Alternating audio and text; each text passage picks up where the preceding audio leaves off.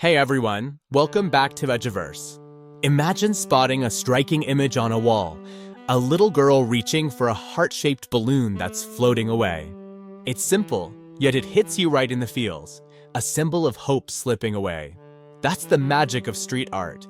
It's a rebellion, a conversation starter, a way for people to claim their space. Today, we're diving into Street Art Rebels, Global Urban Canvas Stories. We'll explore how this underground movement has gone global, from its gritty roots to its impact worldwide. Stick around because by the end, you'll see your own streets in a whole new light. If you're new here, hit that subscribe button and turn on notifications. First off, street art isn't new.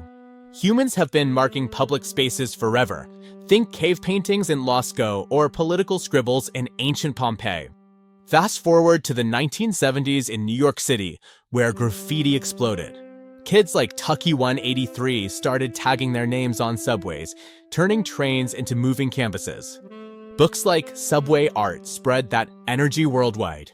But street art evolved beyond tags in the 80s and 90s, becoming post-graffiti with images and messages for everyone. Think stencils, posters, and sculptures popping up unexpectedly. It's like the city walls turned into the world's most open gallery, no ticket required. Now, why does this matter? Theorists like Henri Lefebvre talk about the right to the city, the idea that we all should shape our urban spaces. Street art challenges that control, turning ads and blank walls into dialogues. Some call it vandalism, linking it to the broken windows theory. But critics argue it's expression, not decay. It can actually make places feel alive and safe. What do you think? Is it art or just mess? Drop your thoughts in the comments. Let's jet around the world to see how street art adapts to different cities. Starting with Paris, the home of poetic resistance. Paris has a rebellious streak, from the 1968 protests to Black Rat in the 80s, the godfather of stencil art. He sprayed rats everywhere, saying they're like street artists, spreading ideas like the plague, free in the city. His work was quick, repeatable, and packed with melancholy vibes. Today, artists like JR keep that spirit alive with massive photo pastes. His face-to-face project put huge portraits of Israelis and Palestinians side by side, showing shared humanity. Parisian street art is subtle, satirical, and always poking at power with beauty. Next stop, Berlin, where walls tell tales of division and healing. The Berlin Wall was the ultimate canvas. From 1961 to 1989, the West Side became a riot of protest art. When it fell, the city exploded with creativity. Neighborhoods like Kreuzberg turned into mural hotspots.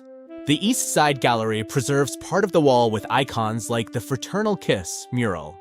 Artists like Blue painted massive critiques, like golden handcuffed figures slamming capitalism. But in 2014, Blue painted over his own works to protest gentrification. Berlin's scene is raw, political, and rustling with its own success. Ever seen art that made you question your city? Share below. Now over to São Paulo, Brazil, a city of stark contrasts. Here, vibrant murals clash with aggressive tagging. Os Gêmeos, the twin brothers, are stars with their surreal, yellow-skinned characters inspired by folklore and hip-hop. Their huge walls turn drab buildings into dreamscapes. But then there's Pichação, cryptic, gothic tags scaled on skyscrapers by daredevils from the favelas. It's a raw protest against inequality, making me invisible per visible. São Paulo's art screams social divides, beauty versus defiance. It's like the city itself is alive, arguing on its walls. Alright, let's talk tools of the trade. Street artists have a wild toolkit for quick, illegal hits.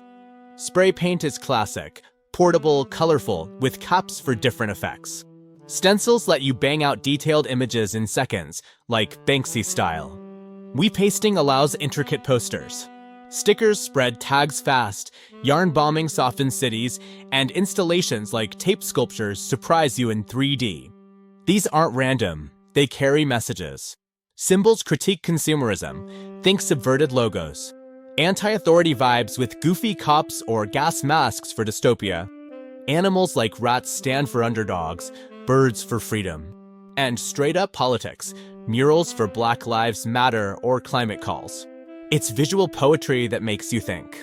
Speaking of mavericks, meet some legends. Banksy, the anonymous Brit, is king with his satirical stencils like Girl with Balloon or Flower-Throwing Rider. He sparked debates by shredding his own auctioned art. Shepard Fairey started with Andre the Giant has a posse stickers, evolving to the Obey campaign. It questions propaganda, and his Obama Hope poster went viral. Swoon brings humanism with life-sized wheat paste portraits of everyday folks, full of empathy. She also does community projects like building in Haiti. Invader tiles cities with Space Invaders mosaics, playful, permanent nods to pop culture. Now, the big question, what's the impact? Street art transforms places, but it's a mixed bag. It can revitalize dumps, like Miami's Wynwood Walls, turning warehouses into art hubs, boosting tourism and pride. But often, it leads to gentrification. Artists move in for cheap space, make it cool, then rents skyrocket, displacing everyone. Blues Erasure in Berlin highlights this, art as bait for developers. Is street art a hero or a gentrifier's tool? Tough one. On the flip side, it builds communities. Collaborative murals involve locals, creating ownership. It's a voice for the marginalized. George Floyd murals became rally points worldwide. In protests like the Arab Spring, walls were billboards for change. But preservation? Street art's ephemeral, weathered, buffed, or overpainted.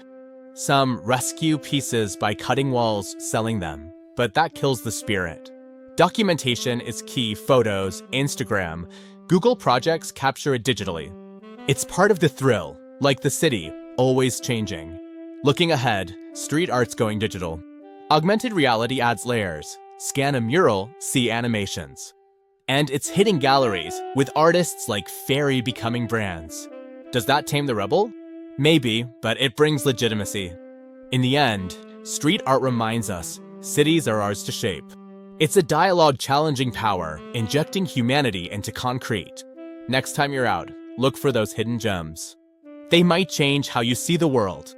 Thanks for watching. If this sparks something, like comment your favorite street art and subscribe for more. Share this video. Let's spread the rebellion. See you next time.